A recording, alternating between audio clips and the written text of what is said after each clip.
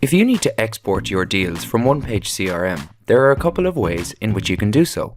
First, let's take a look at how you do this from the Import and Export page, which you'll find under your user profile. On the Export to File section to the right, select Deals. First, choose whether you want to export your pending deals or all closed deals. And if you have multiple pipelines, you can select which one to export deals from, or choose to export all pipelines.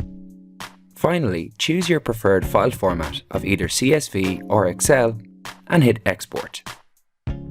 Your deals will now be downloaded to your computer and ready to view. Now let's quickly take a look at exporting deals from the pipeline. First, select the pipeline you want to export from, and then scroll down to the deal list. Now choose the deal type you'd like to export. Here you have a few options to choose from, depending on your needs. And finally, click either CSV or Excel to download the deals in your preferred format.